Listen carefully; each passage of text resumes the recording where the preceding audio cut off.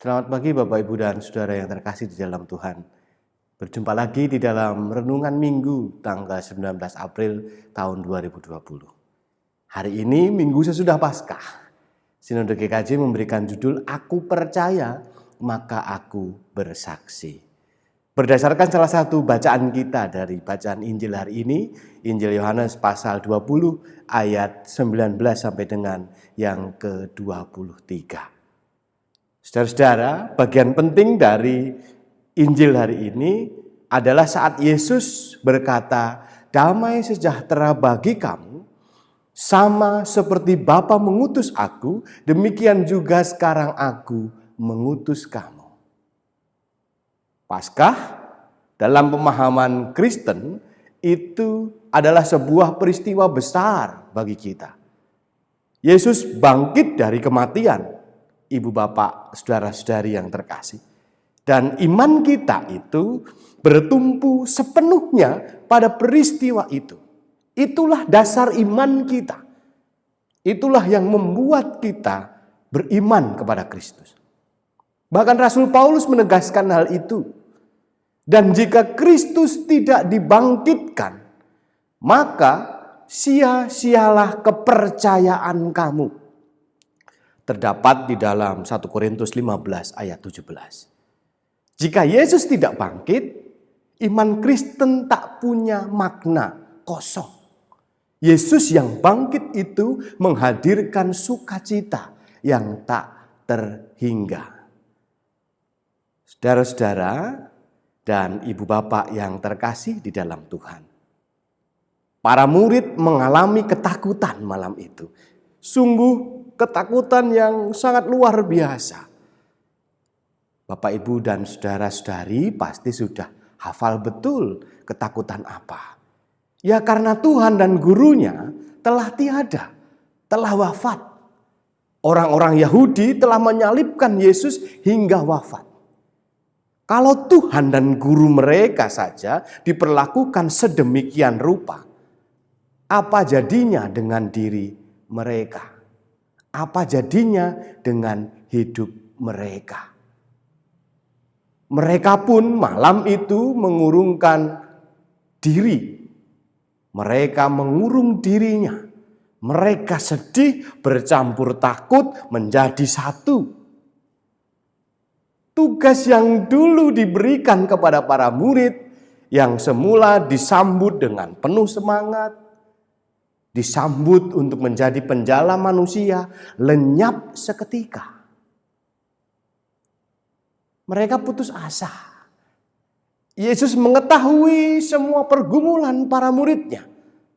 Dan dalam kisah kita, ia datang menjumpai murid-muridnya di tengah-tengah kesedihan, ketakutan, dan keputusasaan mereka.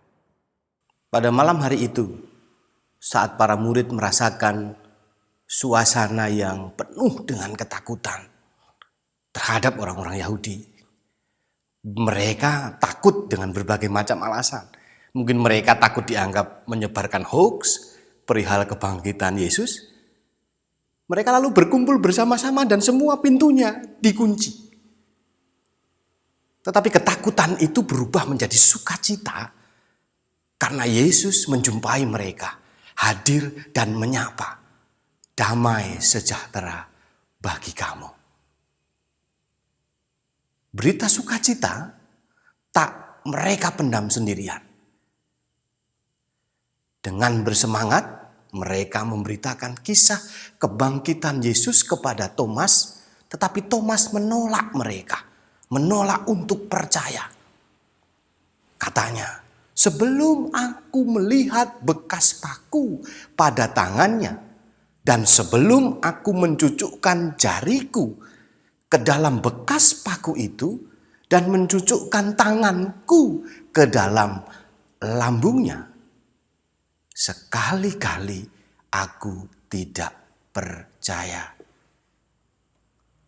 Demikianlah Bapak, Ibu, dan Saudara, Thomas mengatakan ketidakpercayaannya.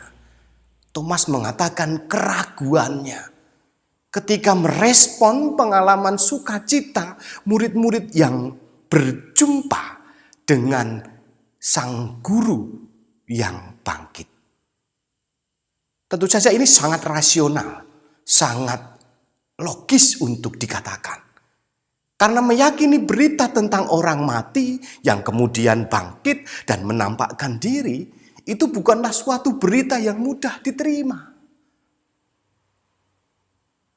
Thomas ingin menunjukkan bahwa dia butuh bukti. Dia ingin juga punya pengalaman yang sama dengan para murid. Apa itu? Dia juga ingin berjumpa dengan Yesus yang bangkit, bukan sekedar kata temannya.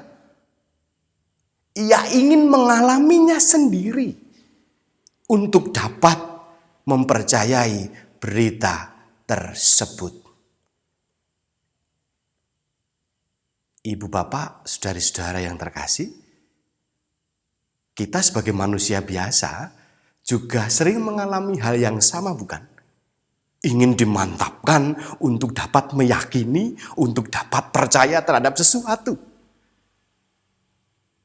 Kita memang seringkali mengandalkan panca indera kita untuk membuktikan sesuatu. Tetapi bukankah memang itulah yang diberikan Allah kepada kita? Agar kita menggunakan akal budi dan nalar logika kita. Agar kita bisa berproses dari semua pengalaman hidup ini, agar bisa kita menyikapi segala sesuatu dengan bijak. Maka kita tidak perlu melihat keraguan Thomas sebagai sebuah kegagalan dari keberimanannya kepada Yesus yang bangkit. Justru keraguan Thomas ini dalam pandangan saya adalah sebuah proses untuk mengalami keajaiban Tuhan yang kemudian mengubahnya menjadi percaya, menjadi yakin, menjadi teguh untuk tetap setia menjadi murid Tuhan Yesus Kristus. Kelihatannya Bapak, Ibu, dan Saudara, dari alasan-alasan tadi yang saya sampaikan, para murid yang lain yang berjumpa dengan Yesus sadar bahwa pengakuan memang bukanlah urusan manusia semata. Tuhanlah yang memampukan manusia untuk mengaku. Dalam peristiwa Thomas, dalam bacaan Injil kita ini, Ibu, Bapak, dan Saudara-saudari, tampak jelas bahwa Yesus pada akhirnya menemui Thomas. Sekali lagi, bukan Thomas yang menemui Tuhan, tetapi Tuhanlah yang menemui Thomas.